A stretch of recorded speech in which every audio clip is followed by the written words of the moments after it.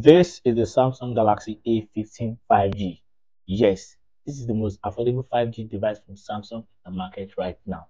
For the price of about 177,500 naira for the 4 GB of RAM and 128 GB of storage, does it worth it? In this video, we'll be talking about everything you need to know from the specs to the cameras, performance, battery life, and even display. But before then, please hit the like button so that you can recommend this video for more people. Please hit that subscribe button as well so that you'll be the first to know when we drop a new video just like this one. Thank you. Starting with what comes in the box. Well, nothing comes in the box, just the phone and the USB-C cable. It's one of the worst unboxing experience I've never seen in a budget device. Moving straight up to the design and the build quality of the Samsung Galaxy A15. Samsung Galaxy A15 has a similar build like all the A series. In fact, like all Samsung devices from the most expensive to the cheapest. It seems like they have a particular design language going for them across board and they are willing to stick to it. It has got a flattened side with a bump around the volume button and the power button. Now, the power button also doubles as a fingerprint scanner, which is comfortable and decent, is not too fast. At the bottom, we have the headphone jack, Type-C port, and a speaker, plus a microphone. At the side, we have the SIM card tray. At the back, we have the triple camera setup, which we will talk about in a second.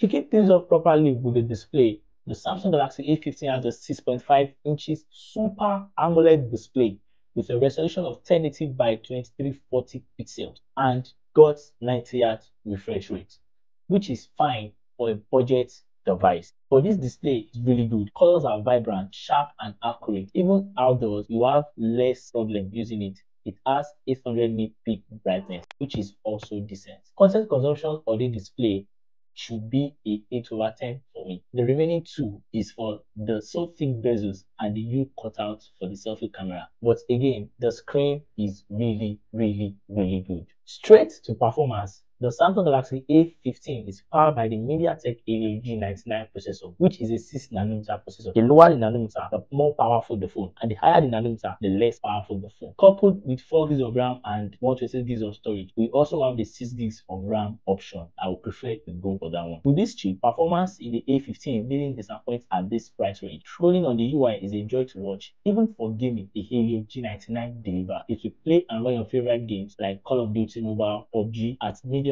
frame rate, but with medium graphic settings. The chip is not designed for intensive gaming, but at medium settings or medium frame rate or medium graphic settings, absolutely. Moving on straight to the software, the Samsung Galaxy A15 launched with Android 14 with One UI 6 on it, which is good, unlike some devices in the price range with Android 13.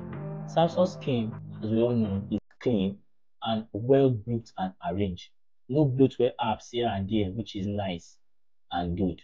Samsung will make your phone look like it's your home, and they didn't hold back with the Samsung Galaxy A15. In addition, Samsung promises 4 years of major software update and 5 years of security update on a budget device at this price range.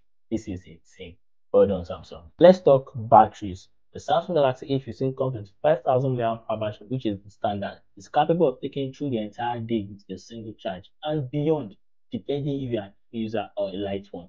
Talking of charging, the charging comes with 25 watts of super fast charging to take your phone from 0 to 100 under 1 hour 20 minutes. Again, charger does not come in the box, which is a bummer. Let's talk cameras. The Samsung Galaxy A15 comes with a 50 megapixel standard main camera, 5 megapixel ultra wide camera, and a 2 megapixel macro camera with a 13 megapixel front facing camera. Picture quality on the A15 is what you expect from a device in this price range. In good grid light condition, like all this device, the picture looks great and even better outdoors with the sample I saw. But sometimes it can be overexposed, too bright, or even overprocessed. So sometimes it can be inconsistent. So is the Samsung Galaxy A15 worth it? I would say yes. If you are in the market for a budget device that delivers decently well in every area, why not? Or if you are coming from the lower version like the A10 or the A12, sure, but I wish it was priced a little bit lower. But I guess because of the addition of the 5G, it's got that a little more in price. Let me know your thoughts in the comment section below about the Samsung Galaxy A15. Will you get one? Thanks for watching, and I'll see you. in the next one. Peace.